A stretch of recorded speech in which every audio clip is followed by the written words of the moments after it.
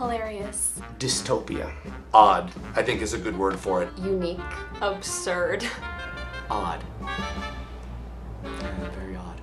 There's a drought, and the world has been through a very difficult time. What happened was a mega corporation came in that decided the best way to handle this was to regulate the water. And to regulate the water, you have to regulate the people. So people have to pay to use public restrooms. Private restrooms no longer exist.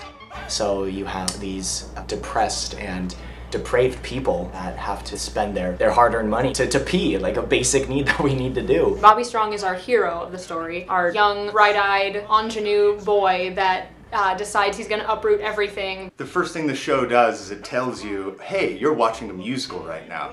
One of the first times I can remember that getting worked into the musical itself. That sort of setup opens the door for so many musical type jokes and musical theater references. I think at first glance it's ridiculous. It's definitely something, it's not normal musical theater, and I think that's what makes it so enjoyable is the fact that it's so different and it's so out there. Yeah, so this happens a lot when you tell people you're in a show called Urinetown. They say, oh, how nice for you. Have a great weekend doing that. Trust me, I get it.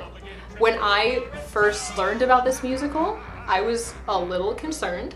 You have to see past the title, because something so ridiculous sounding, actually this show has so much heart.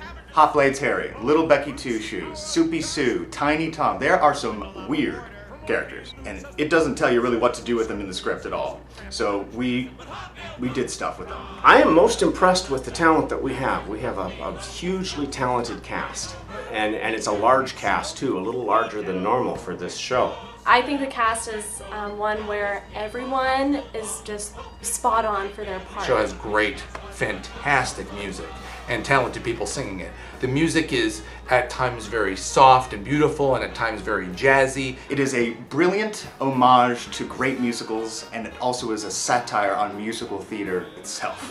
One of the fun things about directing Urinetown have been all the little musical theater nods.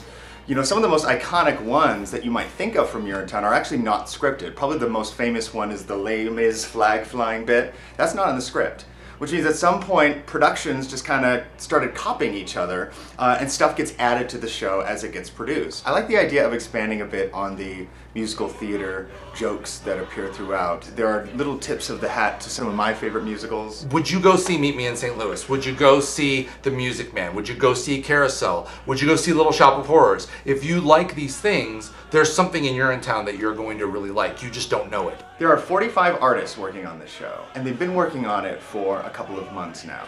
And you can absolutely sense the extra effort that is being put into everything. There is no equal to this in the musical theater world. This is its own thing.